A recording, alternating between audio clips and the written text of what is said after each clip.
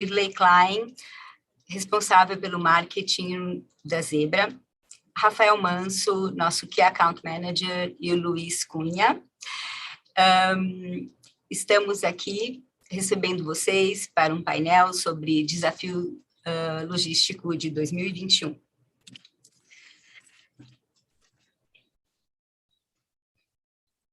Como todos nós já ouvimos, nos últimos 18 meses, aceleraram as operações de transações online, que foram estimadas em 5 a 10 anos. E o Brasil, hoje, é líder na América Latina por essa transformação. O número de transações do comércio eletrônico cresceu, imaginem vocês, 672% no norte do Brasil. E esse número cresce muito mais ainda em outras regiões, como vocês podem ver aqui. Isso só contextualizando um pouquinho vocês do que nós vamos falar hoje um pouquinho mais adiante. No entanto, é importante que vocês vejam que o comércio físico começou a avançar na esteira do avanço da vacinação contra a Covid-19. De acordo com uma pesquisa da Mastercard, as vendas no varejo cresceram 23% no mês passado, enquanto que o comércio eletrônico teve uma pequena queda de 9,6%. Mas olha só que interessante, olha os segmentos que cresceram no mês de julho. Obviamente, né? Restaurantes, combustíveis, vestuários, porque as pessoas, óbvio, começaram a sair de casa. Mas, olha só, quais as implicações da recuperação da loja física nas vendas do varejo impactam na logística? Como eles competem ou complementam o canal do comércio eletrônico emergente? E, afinal, qual é o papel da TI nesse canal que oferece mix para compradores? Hoje, estamos aqui com esse time para conversar com vocês sobre esses e outros assuntos. Então, eu quero agora apresentar o time que vai conversar com vocês sobre isso. Por favor, abrem a câmera e eu vou apresentar para vocês esse time de peso, por favor. Temos aqui agora, todos estão já com a câmera ligada. Temos aqui com vocês Ulisses Campos, diretor de tecnologia da Dufry, engenheiro eletrônico pelo ITA, com especializações na FGV e Orphan, empreendedor executivo há mais de 25 anos, trabalhou na Embraer, IBM, Intelig Telecomunicações, Bradesco Seguros e atualmente na Dufry, no cargo de CIO para o Brasil e Bolívia. Bem-vindo. Elton Lima, Head de TI na Mate Minas, Atacado e Varejo, uma rede de atacarejo com 51 lojas no estado de Minas Gerais, com 9.500 funcionários. Ele é responsável pelas áreas de infraestrutura, automação, sistemas de segurança e desenvolvimento, pós-graduado em gerenciamento estratégico de TI e com MBA em inovação e transformação digital. Temos o Luiz Cunha, Sales Engineer da Zebra Brasil, é responsável pelo apoio técnico nos projetos de clientes do Brasil, experiência de mais de 15 anos em soluções de AIDC, RFID, é graduado em engenheiro eletrônico pelo Mackenzie e especialista em redes pela Unicamp. E, finalmente, temos o Rafael Manso, que é Account Manager da Zebra, e é responsável pelo atendimento de grandes clientes, principalmente no segmento de varejo, transporte e logística. Ele é formado em engenheiro mecânico pela Universidade Federal de Itajubá e possui mais de 7 anos de experiência na área comercial. Representantes de diversos setores com um desafio comum: adequar a cadeia de suprimentos para que seja visível, tanto para clientes quanto para fornecedores. Ulisses e Elton vão nos contar sobre seu papel como líderes de TI na transformação digital do setor, principalmente na loja, que é um ponto de interação para o comprador. Rafael e Luiz vão nos contar sobre como enfrentar a pressão para otimizar a operação da loja do ponto de vista tecnológico para ter um processo rastreável. Ulisses, Elton, Rafael e Luiz, bem-vindos. E agora eu quero começar chamando o Luiz para uma pequena introdução, nos contextualizando para seguirmos adiante com o nosso papel. Luiz, por favor. Obrigado, Shirley. Bom dia a todos. Vou compartilhar minha tela para vocês. Um minuto. Eu acredito que todos estejam vendo já a apresentação. Vamos lá, vou contextualizar um pouco para vocês quais são os desafios aqui para prepará-los para o painel. Então, seguindo um pouco aqui, a Shirley já falou um pouco dessa transformação do varejo, o que está acontecendo, esses novos hábitos. Isso gerou o quê? Um desafio logístico, principalmente o e-commerce, a parte de entregas, devoluções. Quanto mais entrega, mais devolução, mais troca. Aí a expectativa do cliente ficou mais alta, vou explicar um pouquinho mais disso. E as opções sem contato, né? Que a gente está vendo que está tendo uma retomada para a loja agora, graças à vacinação, mas ainda temos muitos clientes que ainda ainda estão preocupados com essa questão toda do contato físico, toda essa preocupação com essa segurança, né? E essa transformação está exigindo o quê? Está exigindo uma maior conveniência por parte do cliente, uma rapidez, o cliente já está ligando, comprando online, quer receber no mesmo dia, já não tem mais... mas isso, ou quando ele vai na loja, ele quer ter o produto na loja, ele quer ter essa disponibilidade, ele não quer ir na loja para depois esperar uma entrega futura, e quer ter toda a segurança, né? Seja no físico, seja no online, ele quer ter toda a segurança. E o que não mudou, né? O cliente sempre tem razão, né? Então, o cliente está com a expectativa mais alta, o cliente está mais informado, que hoje tem um smartphone, onde ele está na loja e está pesquisando o preço. O que ele faz online, ele faz na loja hoje. Então, ele tem uma expectativa ali na loja de estar tão bem, que a pessoa ali esteja tão bem informada quanto está antes de ir para a loja até.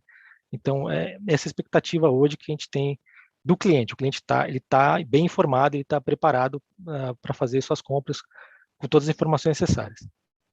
Um dado importante aqui para vocês é que o quanto tem paciência um cliente, depende da geração dele, né?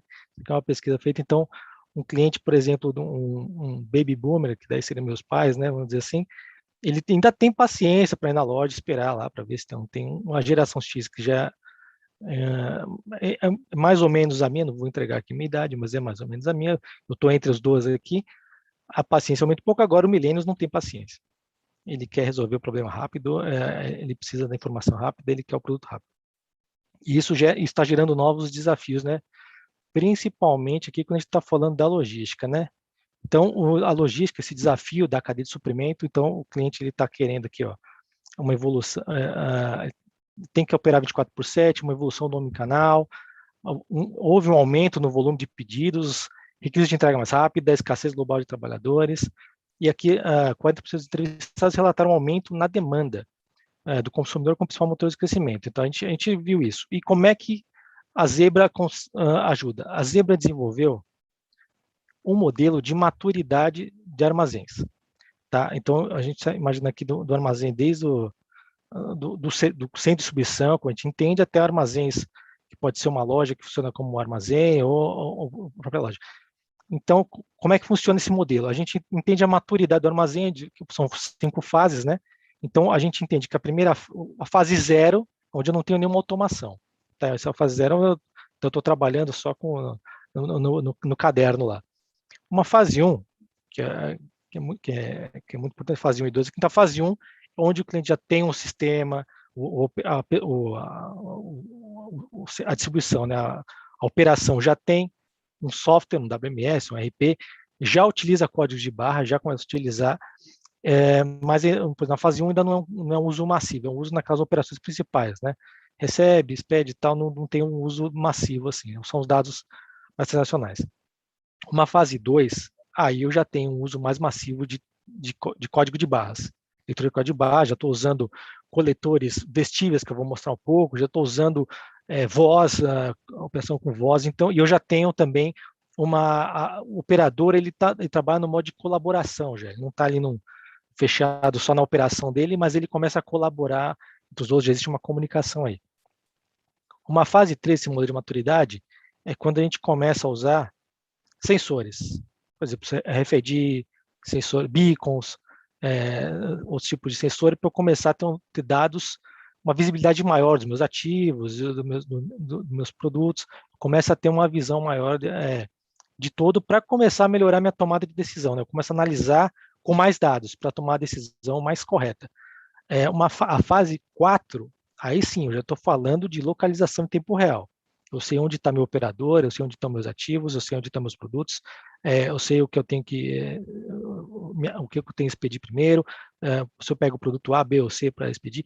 Então, eu já tenho uma visibilidade eu tenho um nível de visibilidade tão grande que começa a conseguir ir para a fase 5, que é o quê? Eu começar a ter uma predição, começar a ter uma inteligência artificial, um machine learning, para começar a me dar dados onde eu tomo ações em tempo real, para aumentar. Um exemplo disso é eu saber o quanto está vendendo uma loja ou outra loja e começar a melhorar o nível de estoque entre essas lojas, para ter produtos em uma loja que eu não tenho em outra e vice-versa. Então, isso é um exemplo da onde a gente consegue chegar. Aqui, fase 5, a gente está falando também de robô, não vou falar disso hoje aqui, a gente deixa para o próximo painel, mas a gente também tem toda a parte de robôs automatizados no CD, a gente pode chegar nesse ponto, tá? E para onde estão essas tendências? Então, seguindo aqui, 2019, 2020, até agora 2021, a gente tem os nossos clientes, a gente está vendo os nossos clientes que têm centro de distribuição, essa parte logística, eles ainda estão resolvendo as questões ali das fases 1, 2 e indo para 3. Então, eles estão muito preocupados em melhorar o individual, né? O operador dele que está ali na ponta, ele produzir o máximo possível com o dispositivo, etc. E melhorar essa parte de comunicação, de colaboração. E a gente está vendo que tendência agora para 2024, que começa agora, para 2024 já está começando a ter os resultados disso, é aumentar essa visibilidade dos ativos. Então, eu começar a ter um uso dos ativos mais inteligente, etc. Melhorar toda essa parte de tempo real. Então, a gente está vendo muito projeto de RFID, projeto de voz, projeto de beacon, que a gente está vendo hoje para estar pronto em 2024, está operando, e clientes já vendo, já preparando seus sistemas, seus WMS, já com inteligência para esse volume de dados que tá vindo a mais. Então, hoje ele tem um volume de dados mais transacional, ele vai ter um volume de dados de contexto ali, onde ele vai poder ver diversos tipos de dados para tomar uma melhor decisão, tá? Então, tem o QR Code aqui, quem quiser fazer o download do estudo aí, esse estudo é aberto. A Zebra faz esses estudos de logística de forma recorrente, a gente sempre tem uma versão mais atualizada. Essa é a última, a gente deve lançar alguma outra. Antes de 2024, a gente vai lançar uma outra aí, com certeza. Tá? E como é que chega lá? Então, a gente também, nesse estudo, a gente vê essas tendências. Então, aonde que os nossos clientes estão investindo hoje e onde eles estão investindo para ter. Então, parte de coletores, de scanners, isso aí é normal. Tablets, tem muitos clientes indo. Você pode ver que o crescimento é grande em tablet, que na tendência é porque o gerente da loja, o gerente da operação logística, ele tem que ter informação em tempo real ali na mão dele para tomar decisão, por exemplo, uma carga que está atrasada, qualquer tipo de ele tem que ter uma ação ali mais rápida. Toda a parte de impressora térmica portátil para agilizar esse processo também de separação, expedição, recebimento, etc. E os computadores vestíveis que também trazem uma agilidade por deixar as mãos livres, tá? Então, essas são as tendências que a gente está trabalhando, muitos clientes já estão falando com a gente hoje sobre essas tendências tecnológicas. E para fechar com vocês aqui, como é que a gente colabora aqui nessa adaptação logística. Então, primeira etapa, assente as bases, que é o quê? Você tem que confiar no que nas informações que estão vindo ali da base, o código de base, RFID, os sensores, essa informação tem que ser confiável. Então, tem que ser informação ali que não pode ser alguém que escreveu ali, tem que ser uma informação realmente de uma forma mais eletrônica, mais automatizada possível. Guia estratégica, estratégia e execução, então aí está integrado toda a parte da estratégia da empresa. Para caminhar lá vai, a gente vai ter aqui 2 pontos que a gente vai discutir hoje, vai ser bem interessante. e aprimorar o processo. Então, definir a estratégia e vamos aprimorando ao longo do tempo, tá? Então, queria agradecer vocês pela oportunidade aqui. Agora a gente vai seguir com o painel, tá? Obrigado.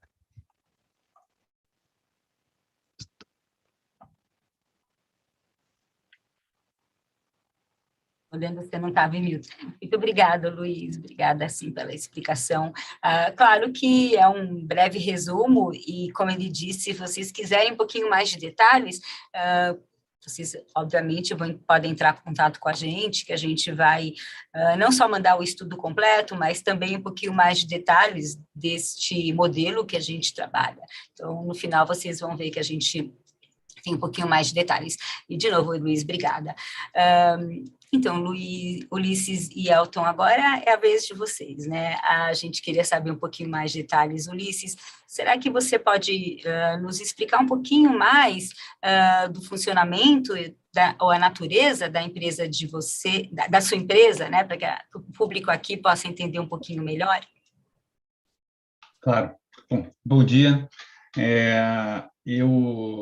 A Dufry é uma empresa global, ela atua hoje em 65 países, é uma empresa que tem sede na Suíça e que cresceu e que se constituiu através de compras de outras empresas no mundo inteiro, que atuam numa área muito específica que eu já vou descrever. E aqui no Brasil ela comprou a Brasif no início do século, em 2000 e pouquinho ela comprou a Brasif e opera 3 negócios. Primeiro eu vou falar dos negócios do ponto de vista de negócio, depois eu falo rapidamente sobre a logística, né? Esses 3 negócios são que é o mais conhecido para aqueles que viajam internacionalmente, nos 10 aeroportos internacionais maiores do Brasil, nós temos o privilégio de sermos a operador internacional e as lojas de duty free, livres de impostos, né, que são conhecidas como lojas duty free. Nós operamos aqui para esses 10 aeroportos, os maiores são de São Paulo e do Rio de Janeiro, onde os produtos podem ser comprados, produtos internacionais comprados até $1.000 de custo, o valor total, sem impostos, e muito focada em produtos de eletrônicos, bebidas, cosméticos, beleza, e coisa do tipo. Então, 2/3 do nosso negócio é isso, vendas duty free. E é uma loja que você só passa quando você volta ou quando você vai para uma viagem internacional. A gente tem que mobilizar toda a nossa comunicação, toda a nossa logística para um momento que é quando você está embarcando ou quando você está pousando. O segundo negócio é um negócio de venda dos mesmos produtos, ou quase os mesmos produtos, só que dentro da área doméstica dos aeroportos, onde dos aeroportos ou portos, onde os nossos clientes estão viajando domesticamente. E aí a gente também tem perto de 100 lojas nos aeroportos, algumas com as nossas marcas, que a marca é do Free Shopping, algumas com marcas dos nossos grandes parceiros. Normalmente são empresas de beleza, de moda, de viagem. O nosso foco é o varejo de viagem. Então, esse é o segundo negócio, que paga-se impostos, mas também está focado nos aeroportos e nos portos. Nós somos um turismo de viagem. E o último é a parte de conveniência. Nós temos uma cadeia globalmente chamada Hudson News, é uma empresa originalmente americana, que foi comprada pela Dufry, e que é uma loja de conveniência dentro dos aeroportos, e a gente tem 70 delas, eu acho que no Brasil, perto disso. E vende conveniência. Esses são os 3 negócios. Atrelado a cada um deles, você tem uma logística totalmente diferente. Produtos importados, eles têm uma regulação muito grande, então nós temos que importar. Só o processo de importação, no melhor dos cenários, demora 3 semanas. Então, você tem que ter estoque para poder acomodar os problemas de preço. A gente compra globalmente, de várias marcas, da Apple, do Google, da Dior, da Chanel, aqui no Brasil, da Havaianas, da Natura, são marcas que nós carregamos globalmente, então a gente compra globalmente e distribui para os CDs, e ela fica presa também no armazém, porque a gente só pode vender nas áreas alfandegadas. Essa é uma logística. Logística número 2, que é uma logística nacional, bem parecida com o que muitos devem conhecer. Para o internacional, a gente tem 2 centros de distribuição, um no Rio e em São Paulo. Para o nacional, a gente tem um centro de distribuição, que fica também em São Paulo, onde a gente compra nacionalmente, recebe lá e distribui para as lojas do Brasil, otimizando vários critérios, que depois a gente pode falar a respeito. E, por último, tem a loja de conveniência. Imagina que é um misto, né? Mas você tem muita coisa que é perecível, então tem que chegar no timing correto. Então, bebidas, comidas, isso tudo tem que chegar direto na loja, enquanto algumas outras coisas, como livros e souvenirs, são coisas que você pode administrar através do CD. Mas para cada um desses negócios, nós temos uma logística, temos que criar uma estratégia de logística totalmente diferente. Então, isso resume um pouco o que é a operação da Dufry. Obrigada.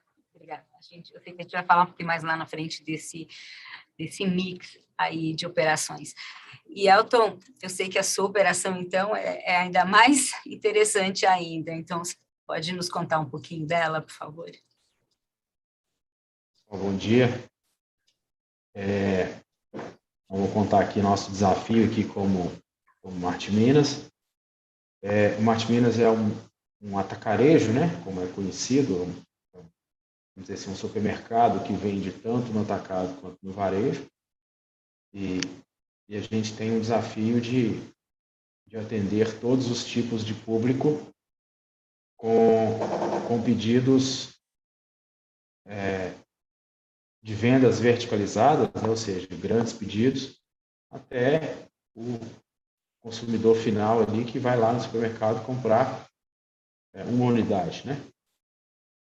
Temos hoje espalhado em Minas Gerais 50 lojas. A gente tem uma forte atuação no interior de Minas, onde a logística não é das melhores, né? A gente tem a maior malha rodoviária do Brasil, o maior número de municípios.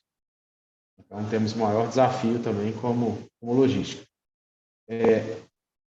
Os nossos desafios de logística, eles são um pouco diferentes aí do Ulisses, mas tão grandes quanto. Nossas lojas são 100% físicas, a gente não tem nada no digital. Então, qual são os nossos grandes desafios? Primeiro, é apoiar as logísticas das empresas, porque nós não temos CD, nossa operação é loja a loja, então o nosso mix atual de produtos, a gente trabalha com um mix de 11 mil produtos, então a gente tem 11 mil SKUs diferentes por loja, e todas as nossas entregas são loja a loja.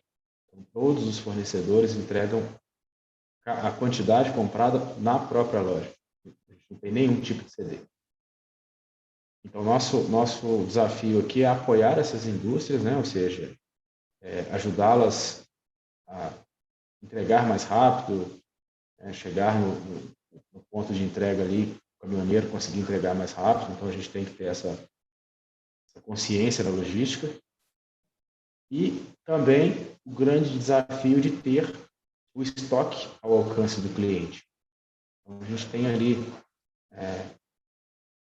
saber o desafio de reabastecimento, do volume de pedido para cada loja, questão do mix certo para cada região do estado, as marcas regionais que a gente precisa ter numa cidade, que a gente não pode ter na outra, porque o regional só vende, obviamente, naquela região.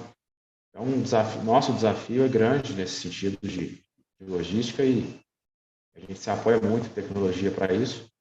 A minha equipe desenvolve esse trabalho. A gente já vem aí há bastante tempo tentando desenvolver esse desafio, tornar a dor um pouco mais leve. Imagina a diferença dessas duas empresas, né? E imagina, temos 2 pontos de vista aí de operações de varejo muito diferentes, com desafios comuns, garantir a disponibilidade do produto e, principalmente, o melhor atendimento ao cliente, né? Então, que esse, na verdade, é o objetivo principal de todo mundo. E, Ulisses, me fale, existe pressão de mercado para transformar os processos da cadeia de abastecimento do ponto de vista tecnológico para atender as operações de loja e competir com eficiência contra soluções de comércio eletrônico? Sim, existe uma pressão grande nesse sentido, tanto externa quanto interna.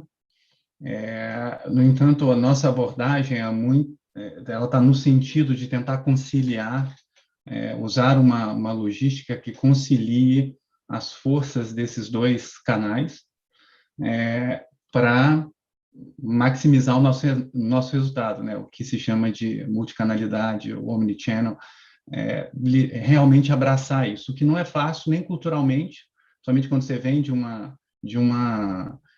um histórico de muito sucesso, tendo lojas como sendo pilar da sua estratégia.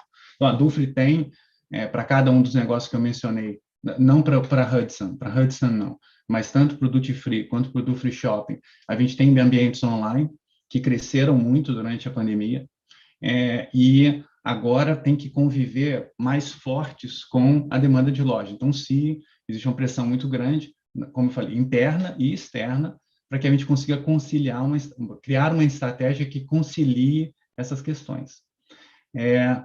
Eu acho que, olhando para a estratégia, olhando para o papel da logística, ela tem que ser repensado. Alguns componentes muito chave na nossa logística, como o warehouse, e como o privilégio das lojas em relação ao estoque, tem que ser repensadas, para que a gente possa conciliar isso. Tem alguns papéis que deixam de existir, então, cada vez mais, o que o Elton tem o dia a dia dele, que é entender a demanda local e fazer com que usar as informações e entregar em cada loja exatamente o que aquele mercado precisa, é algo que nós queremos explorar mais e mais junto aos fornecedores que já têm essa capacidade. Nós temos um fornecedor em especial que ele tem ele consegue fazer das informações que nós provemos para eles, não só de demanda, como do comportamento, da jornada do cliente, eles conseguem fazer um uso extremamente eficaz disso, e é uma das áreas onde o nosso indicador de quebra de estoque é o menor de todos. Tão bons eles são em distribuir isso nacionalmente, diretamente nas nossas lojas. Então, um papel que era antigamente do armazém, de ter essa inteligência, a gente está empurrando, ou a gente está fazendo parceria com alguns parceiros. Algumas coisas de baixo valor, e a gente tem muita regulamentação que a gente tem que fazer internamente, a gente está vendo fornecedores locais que podem fazer, então vamos terceirizar um pouco. A parte de logística, de entrega, também a gente está procurando muitos parceiros para poder atender aos diferentes tempos de entrega que nós temos, se a gente está distribuindo malha longa no Brasil inteiro, ou se a gente está fazendo a última milha dentro de São Paulo, então ter o parceiro correto para cada uma das entregas é uma coisa grande, então algumas atividades que eram do CD, a gente está empurrando para fora. Tem outras, no entanto, que a gente precisa trazer para dentro da Dufry ou para dentro do centro de distribuição. E elas estão muito relacionadas a serviço e a inteligência. O serviço, a logística reversa, ela é cada vez mais intensa. No Brasil, ela não é... A gente tem uma legislação que suporta, mas ela não é tão usada, mas é uma mega oferta de mercado fora do Brasil. Você fala, leva, testa, se você não gostar, devolve. Para isso, você precisa de um serviço e de um centro de serviço que o CD pode assumir. Nós temos uma questão de legislação muito grande e nós precisamos rastrear vários aspectos dos produtos por causa da legislação. E aí a gente usa os produtos de vocês para poder fazer essa identificação e poder rastrear a cadeia toda, mas é algo que só é possível dentro de um centro de serviço como é o CD. Um outro exemplo é nossos produtos são de luxo em grande parte. Então, o carinho na hora de você preparar uma entrega ou preparar um despacho para uma loja, para garantir que os produtos não tenha caixa amassada, não tenha roupa suja, não tenha questões que são muito sensíveis para o nosso público, a gente tem que cuidar bem no CD. De novo, é uma questão de serviço que tem que ser muito investida ali. Agora, um ponto último que eu acho que é extremamente importante é a inteligência. A logística tem que lidar, na verdade, ela é meio que subalterna ao ambiente de vendas. Ou seja, vendas eu quero, então a logística é entregável. E, na verdade, agora você tem diferentes canais de vendas, alguns que são o consumidor mesmo, dizendo eu quero, e você tem que gerenciar as limitações e restrições que você tem de estoque. Tem uma loja pedindo 10 mil unidades e você tem um ritmo de vendas online de 1.000 unidades dia. E você tem um estoque de 15 mil. Como é que você faz essa conta e otimiza a venda de uma forma inteligente? E esse é um papel agora que cabe, e isso não é uma decisão que você pode parar, fazer uma planilha, analisar, não é. No dia a dia, essa inteligência tem que estar lá funcionando, e essa capacidade é uma capacidade que tem que estar dentro do ponto de logística. Então, em suma, sim, existe uma pressão muito grande para que não só você possa competir, mas você possa harmonizar dentro da empresa esses canais, e isso faz com que o papel da cadeia toda de logística tenha que mudar. Algumas coisas a gente deixa de fazer, conta com parceiros para fazê-lo. Esse espaço e essa capacidade que a gente abre com isso, a gente tem que dedicar para serviços e inteligência dentro da cadeia. Não sei se eu me expliquei. Verdade, perfeito. É isso mesmo. É isso mesmo. E, Elton, levando em conta o seu tipo de operação, nesse caso, né, do ponto de vista, quais seriam as tendências na adoção de tecnologia nas operações para otimizar o controle de inventário, principalmente no que diz respeito à gestão de validade? E é bem diferente. Hoje, a gente tem, vamos dizer assim, de controle a gente precisa ter, na verdade, de controle, é um desafio gigante pelo volume, produtos diferentes e as diferentes shelf lives, né? O tempo de vida do produto. Vamos dizer assim. Tem produto ali que a data de validade dele, desde a data de fabricação, são 4 anos. Tem produto ali que é 1 semana. Então, esse desafio entre você comprar, né, a indústria entregar, você disponibilizar no ponto de venda, acompanhar a venda e repor em caso de vencimento, é um desafio que, do ponto de vista de consumidor, a gente não tem essa visão, mas quando você está do outro lado, você começa a perceber que assim, é algo quase surreal. A gente, você pegar, vamos dizer, uma mussarela, que é algo que vence muito rápido, é um queijo, dependendo, você tem ali 1 semana para você comprar, receber, colocar no seu ponto de venda, acompanhar a venda e tirar porque já está vencendo, produto manipulado, por exemplo, algo do tipo, é um desafio gigante. Então, cada vez mais a gente precisa adotar tecnologias, porque fica difícil acompanhar apenas com pessoas essa operação, porque é algo muito sério, de validade, por exemplo. Você chegar numa loja e encontrar um produto vencido é uma experiência muito ruim, né? Porque, ainda mais hoje, na era dos smartphones, né? As pessoas tiram foto, publicam, encontrei lá no Marte Minas um produto vencido, né? Viram um rebuliço grande. Às vezes, assim, você pegar, por exemplo, algum produto específico, por exemplo, uma carne, algo assim, às vezes é uma falha interna mesmo, mas alguns produtos menores, tipo, sei lá, mussarela fatiada, presunto fatiado, algo do tipo, às vezes pode acontecer, o cara tinham 200 na área de exposição, o cara recolheu 199 e deixou uma, que algum cliente tirou daquele lugar e levou para outro. E ele não viu na hora de tirar. Aí ele vai lá, passou desapercebido, às vezes mistura, né? Tipo, lá, o presunto fatiado está junto com a mussarela, ninguém viu, venceu ontem, não tirou. Então, assim, e a gente ainda tem um desafio que, diferente do ramo de farmácia, no código de barras, a gente não tem validade. No remédio tem. Então, quando a farmácia compra e você dá baixa no PDV numa caixa de remédio, ele te fala, olha, saiu o remédio tal, com a data de validade tal, você tem no estoque tantos produtos que vão vencer dia tal. A área alimentícia não tem isso. Então, você você tem misturado na sua gôndola produto que vence daqui 30 dias, produto que vence daqui 5 dias.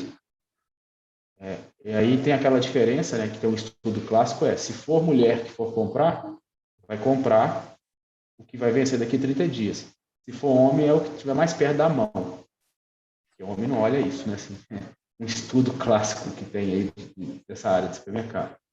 O homem geralmente vai no supermercado e pega o que estiver mais rápido de pegar, coloca no carrinho, paga e sai. A mulher geralmente já tem a tendência de olhar data, principalmente porque historicamente, né, obviamente não é isso, mas historicamente tem mais essa noção de gestão do estoque de casa, vamos dizer assim, né? Então tem essa questão. Então, fazer essa gestão de estoque, o que você tem na gôndola, o que você tem no aéreo, o Ulisses falou aí de vendas, o controle de estoque em relação ao volume de vendas do dia. Eu tenho lá uma determinada cerveja que eu tenho 2.000 latas em estoque. Na teoria, dá para eu passar uma semana, sei lá, sem receber. Entra um cliente na loja e fala assim, eu quero as 2.000 agora. Qual é a sua próxima compra para não ficar em ruptura? Então, isso já tem que disparar alguns insights ali para a galera de compras, venda verticalizada na loja tal, dispara pedido de compra que seria daqui uma semana. Já tem que disparar o processo para diminuir o tempo de ruptura. A tecnologia vem aí, ela vem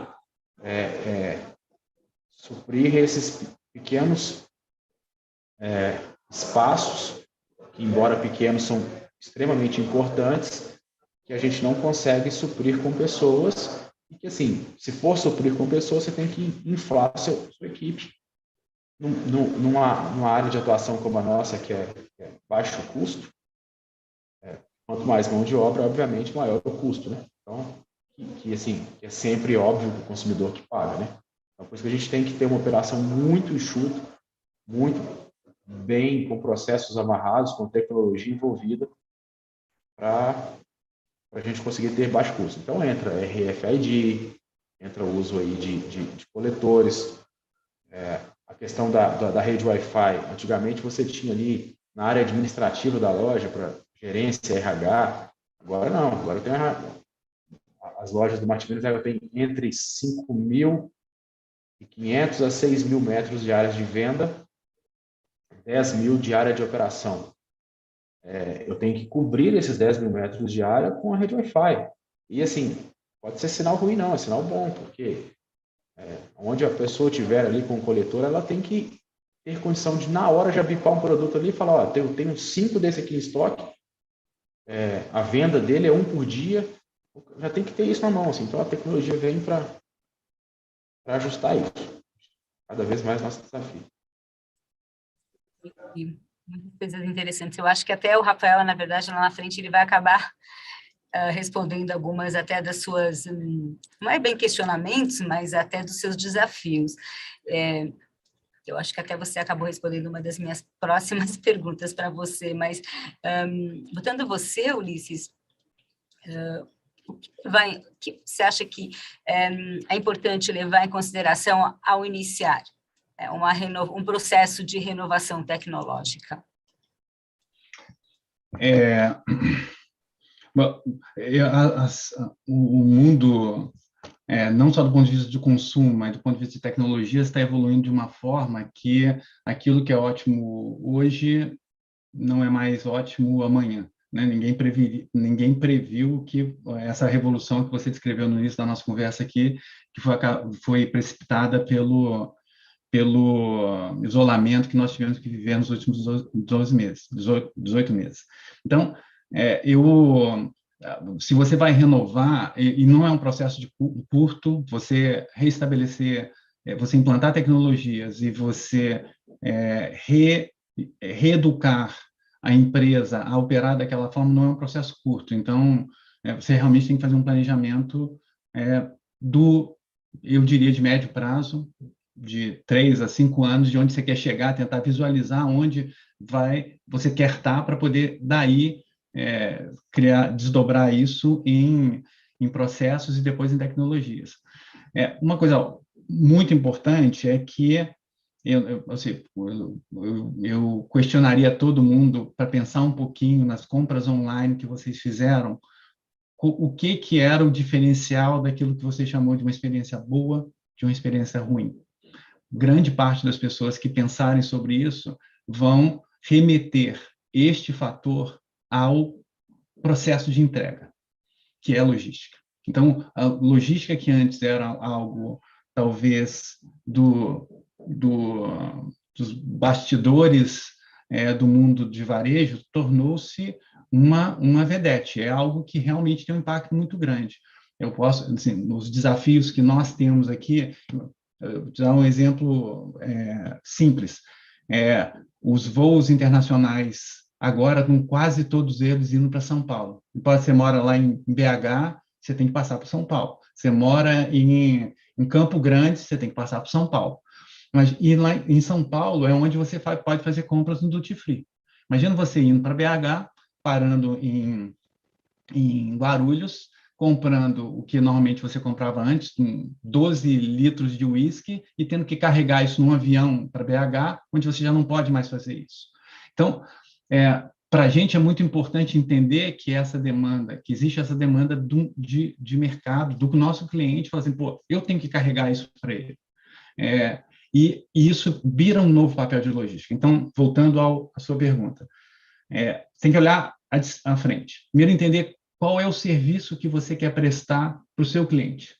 Se coloca na posição dele, quais são os desafios, qual o contexto em que ele está e quais são no caso do Elton lá, o cara quer comprar 2.000 cervejas lá em Varginha. Então, ele tem que dar algum jeito de falar, eu tenho um cliente aqui em Varginha que eu tenho que entregar 2.000 cervejas para ele. Como é que eu faço isso? Eu faço da loja, eu faço de uma outra maneira, eu faço direto. Tem que pensar como e qual é o papel. Daí, eu desdobraria nos processos que precisam existir para isso que isso aconteça. Os processos vão estar meio na loja, meio no fornecedor, meio em tecnologia, desdobrar as tecnologias necessárias para que você possa implementar esse processo e aí ter um cronograma de implantação baseado na maturidade. Quais são os passos mais relevantes que eu posso dar, mais claros. Vou usar um exemplo de o que a clareza atrapalha. Nós, obviamente, estamos tentando usar algoritmos para poder prever compra. E na hora que quando a gente começa a discutir o resultado dos algoritmos, tem comprador que fala assim, não acredito nisso, essa não é a minha estratégia, isso não é como eu faria. Outros não falam, isso está ótimo, é exatamente como eu quero. Então, existe uma imaturidade em relação aos algoritmos que vão ser usados para a gente prever automaticamente demanda. Então, não é uma coisa que eu faria agora.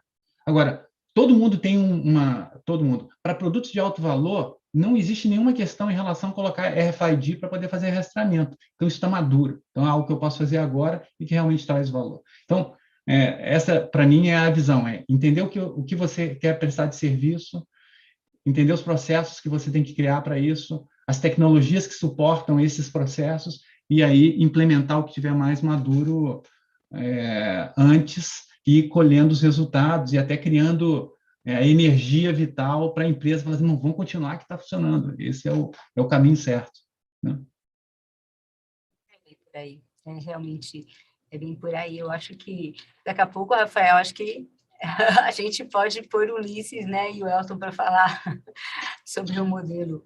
Mas eu acho que realmente é bastante interessante.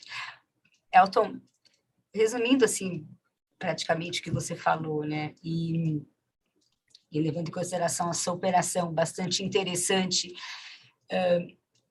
porque se a gente explicar de uma forma bem simples para o público, podemos dizer que você tem uma operação muito parecida com o warehouse voltado para o público, né? Com isso em mente, o que levar em consideração no momento da escolha da renovação tecnológica para a sua operação? O que você realmente leva em consideração na hora que você escolhe? Eu, como assim, né, como head de TI, a gente sabe que geralmente a bomba estoura no TI, né?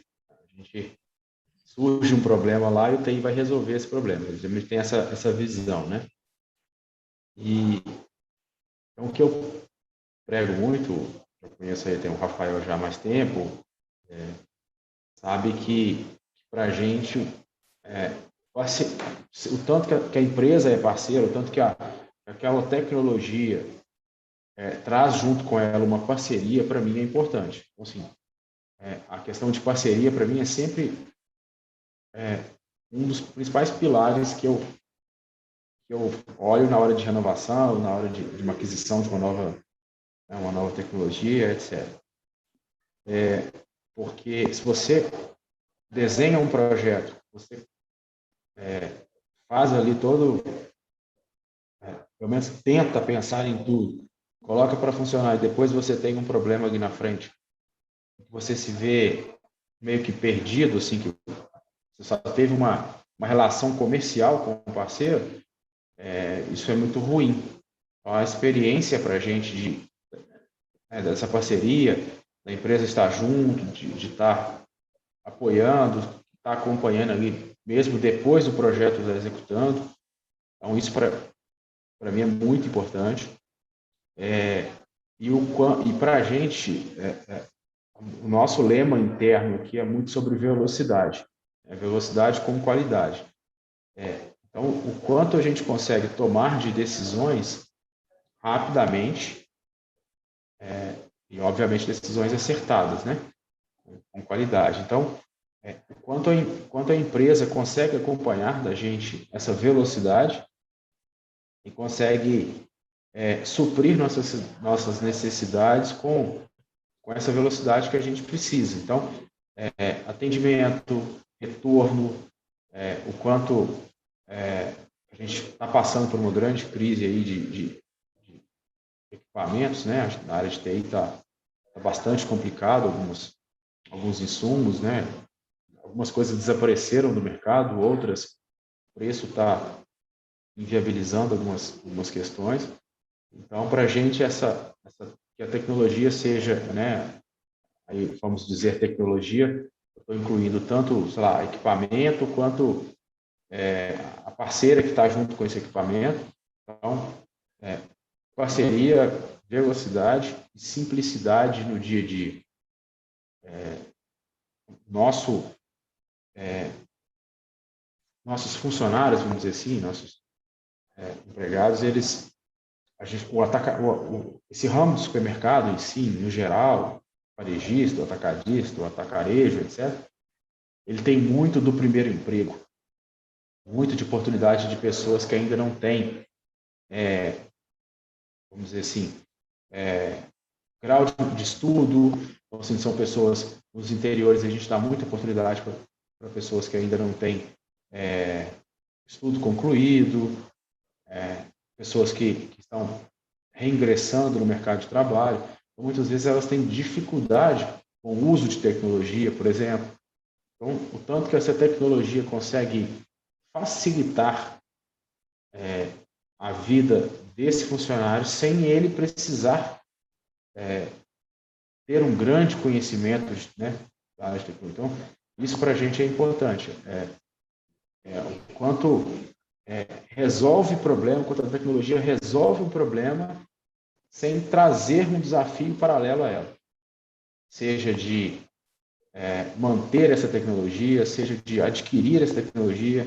Então, acho que esses pilares aí, para mim, é importante.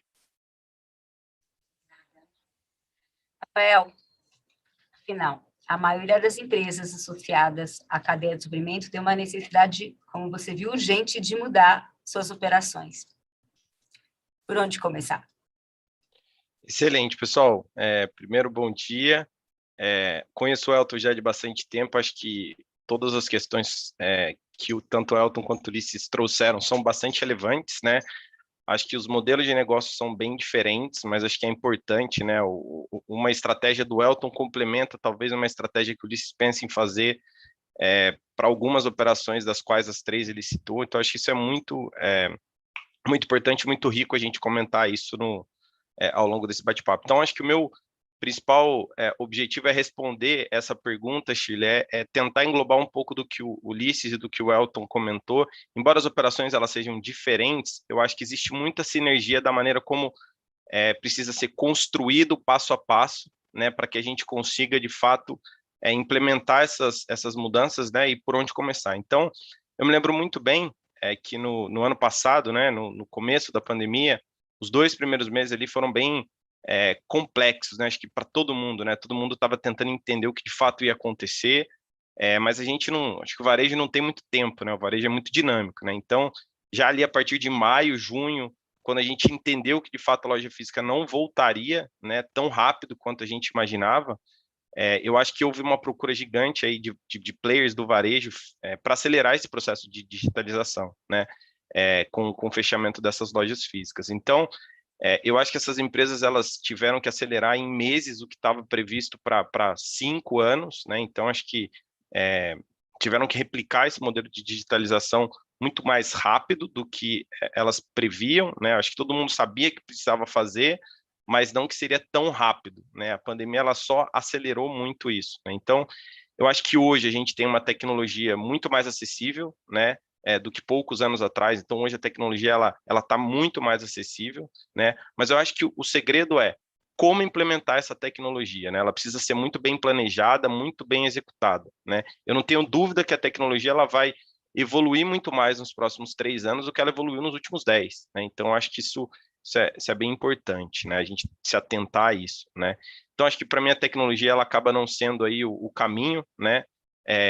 Na verdade, a tecnologia ela é o caminho, não o fim, né, do processo.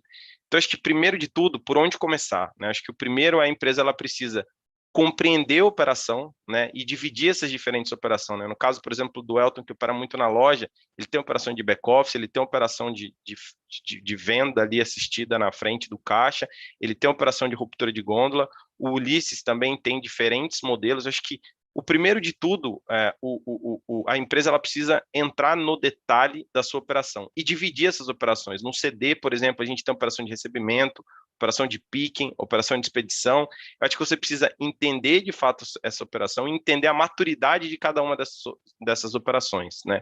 Então, acho que parece óbvio isso, mas pela minha experiência, eu vejo que algumas empresas, elas estão no papel, né, naquele modelo de maturidade que o Cunha mostrou, elas estão ali num grau 0, né, e querem do grau 0 ir para a implementação de RFID ou de robô, e eu acho que isso tem que ser gradativo, né? Acho que passo a passo, degrau a degrau, criando a maturidade nos processos. Então, acho que o primeiro de tudo, o primeiro passo é esse, entender de fato sua operação. Depois disso, eu acho que você precisa ter uma ferramenta, um parceiro de software robusto, né, que consiga integrar todos os MS, né, o WMS, o TMS, o OMS, né, junto com o RP, que isso eu acho que é uma inteligência importantíssima para o negócio acontecer, né?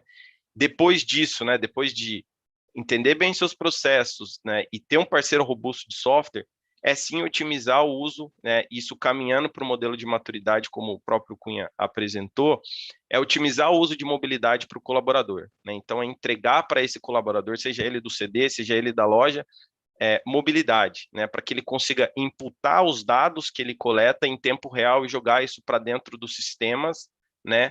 E aí eu só queria fazer aqui um parêntese, né? Eu acho que, como eu comentei, eu acho que a tecnologia em 3 anos ela vai evoluir muito mais do que nos últimos 10, para escolher um dispositivo, é importante você se atentar a isso, né? A preservação do seu investimento, comprar o equipamento correto, que vai conseguir, né, a solução correta, que vai conseguir te apoiar, não só para resolver o problema do hoje, mas o problema do amanhã, né? Então, acho que isso é bem importante.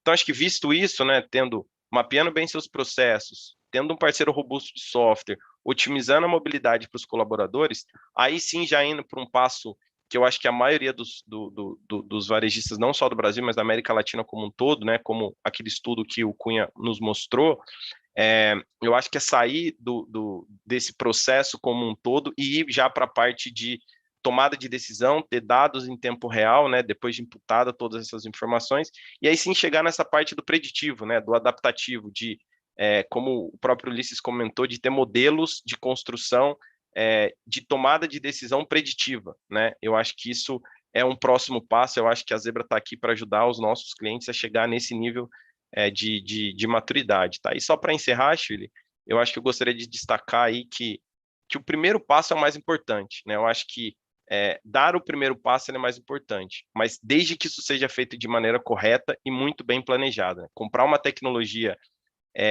errada pode custar muito, muito dinheiro e ineficiência para a operação.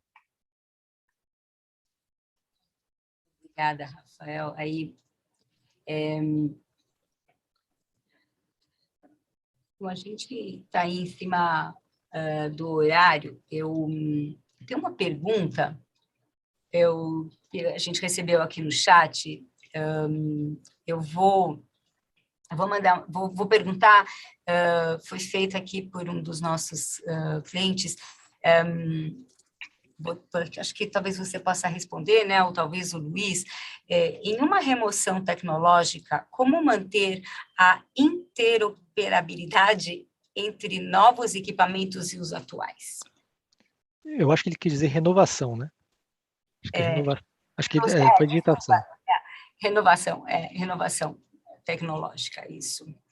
Eu acho que, não sei, Luiz, será que você pode... Não posso. Porque a gente está em cima da hora e assim a gente aproveita e responde essa pergunta, depois a gente já pode continuar aqui com, sei lá, eu acho que a gente poderia talvez fazer né, não sei se responder mais umas perguntas ou fazer a finalização do painel aqui. Então, a renovação tecnológica é sempre um desafio, essa interoperabilidade, até a palavra é difícil, né?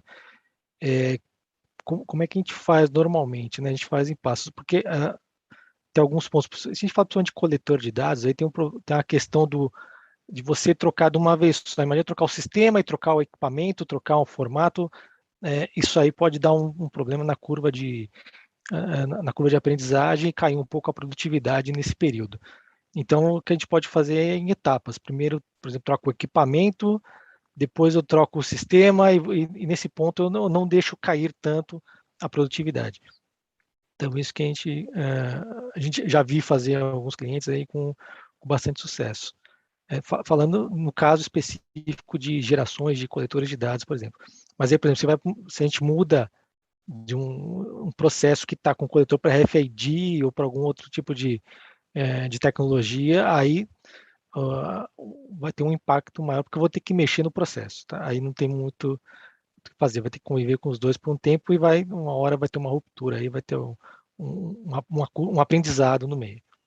Quer complementar alguma coisa, Rafael? Alguma coisa? Tranquilo? Não, Luiz, eu acho que é isso. Acho que você respondeu bem a pergunta, né? Eu acho que hoje a gente tem sistemas e plataformas que operam em multi-sistemas operacionais, né? Embora o Windows tenha sido descontinuado, a gente tem, dependendo do sistema que você utiliza, você consegue ter um parque híbrido e ir trocando isso gradativamente, né? Aí eu acho que a gente precisa entrar no detalhe deste cliente, entender e conhecer a operação dele, o cenário dele, e a partir daí traçar um plano de substituição dessa tecnologia, né? Eu acho que é isso. Eu acho que a gente aí está um pouquinho em cima, a gente talvez só estenda uns 5 minutos, mas é importante a gente fechar esse painel e resumir informações assim bastante interessantes que a gente ouviu principalmente do Ulisses e do Elton, operações tão diferentes, ao mesmo tempo com desafios tão parecidos e com pontos bastante importantes, preocupações bastante importantes, mas o que a gente tira de tudo isso, né? Canais físicos e digitais não competem, eles se complementam, pois fazem parte de uma prática de compra conveniente. Os processos de migração tecnológica são um caminho, que começa com a definição clara do objetivo que se tem para cada parte do processo. E é importante estar de mãos dadas com um parceiro, que assessore e acompanhe esse processo de migração para perceber qual é a melhor opção. Antes de se pensar em tecnologias preditivas, é muito importante se certificar de que as informações que alimentam essa inteligência sejam capturadas de forma correta e com a frequência correta, óbvio. E a gente escutou bastante aqui, né, que a cadeia de abastecimento está mais complexa do que nunca, e o que tem gerado a necessidade de colaboração entre os diferentes players, o fabricante, o varejista e os operadores logísticos. Para que essa associação funcione, é muito importante ter a visibilidade e o controle para gerar uma linguagem de comunicação comum para todos. E eu acredito que com isso a gente consegue fechar esse painel, e eu gostaria de uma palavra final, Ulisses e Elton, uma palavra curta de vocês, uma palavra, um conselho, alguma dica, alguma coisa para que a gente fechasse, e depois a gente tem um pequeno vídeo para poder encerrar esse painel. Então, eu deixo isso com vocês, por favor. Vou começar aqui, Elton. Queria enfatizar o que eu falei antes, da importância estratégica que logística tem na diferenciação dos varejistas hoje, seja em garantir de forma que o cliente nem perceba que tudo que ele quer está lá na gôndola, seja fazendo uma entrega que seja totalmente livre de qualquer falha. Então, é uma estratégia, é algo que é importante estar na pauta estratégica de cada empresa, e o papel da área de tecnologia em relação a prover subsídios para essa disruptura é muito grande. Então, a gente tem que, as pessoas de tecnologia, os parceiros de tecnologia, têm que, de fato, se apresentar como vetores de mudança estratégica, porque é algo muito importante.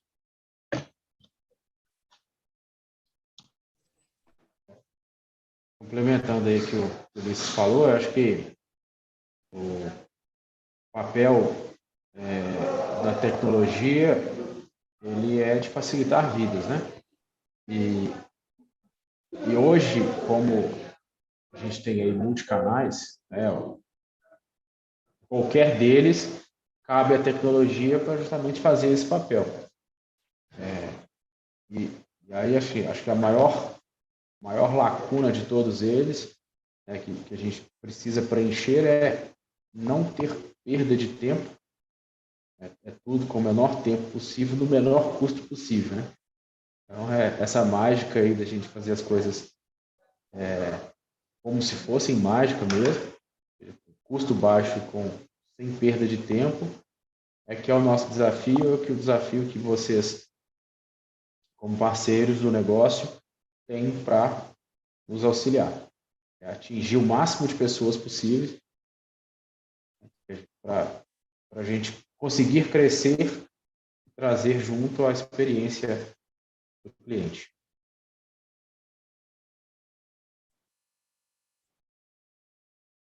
Obrigada. Bom, obrigada pela participação de vocês, por enriquecer essa nossa conversa, com a experiência de vocês, com tudo. Não sei, Luiz, Rafael, vocês querem falar alguma coisa rápida? E aí, Lohan, vou te pedir assim logo depois para finalizar isso com o nosso vídeo. Não sei, Rafael, Luiz, vocês querem... Júlia, eu só queria, de fato, agradecer aí tanto o Elton quanto o Ulisses, de poder contribuir e trazer um pouquinho do cenário diferente deles, né, nesse processo. E eu acho que assim, minha mensagem final a tecnologia hoje ela está muito, muito disponível, né? Eu acho que a gente tem disponibilidade de tecnologia abundante, né? Mas eu acho que como você vai implementar e qual tecnologia, acho que tem que ter um business case construído, muito bem feito, testado, como o próprio Ulisses comentou, fazendo o que já está mais maduro, né? Por exemplo, a RFD já é uma tecnologia madura, mas não adianta sair do papel direto para a RFD. Eu acho que existe um passo a se cumprir, né? Um degrau a se cumprir. Então, acho que minha mensagem final é essa, assim, a gente tem muita tecnologia disponível, mas eu acho que é importante você, na tomada de decisão, comprar a tecnologia correta e resolver o seu problema da maneira correta.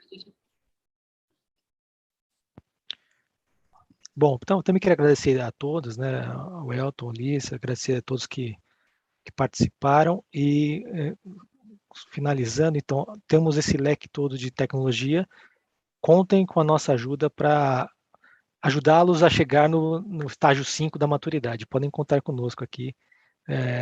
Eu quero muito que todos os clientes cheguem no estágio 5. Contem com a gente.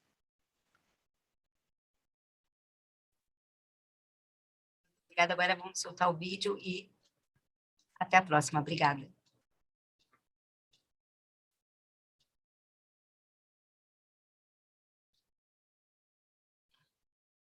Eu acho que não está indo. Lohan.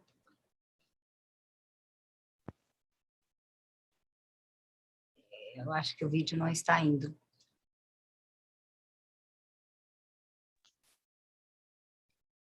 Ele está, mas ele está sem o áudio.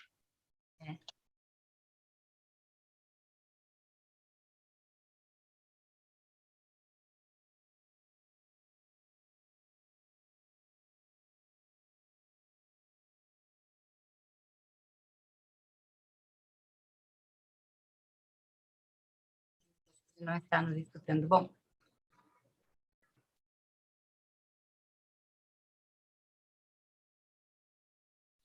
Shirley, acho que talvez a gente possa compartilhar no final na live do YouTube esse vídeo, né? E quem não conseguiu assistir com áudio, acho que consegue visualizar depois, né? Eu acho que... Porque eu acho que ele não está nos escutando.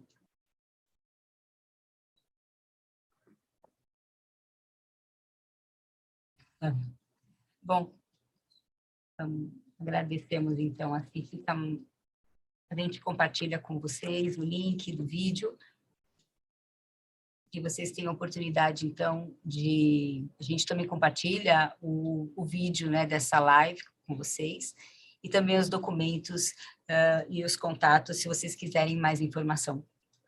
E, de novo, muito obrigado pela participação de todos. Até a próxima. Bom dia. Tchau, tchau. Bom dia. Obrigado. Bom dia. Tchau, tchau.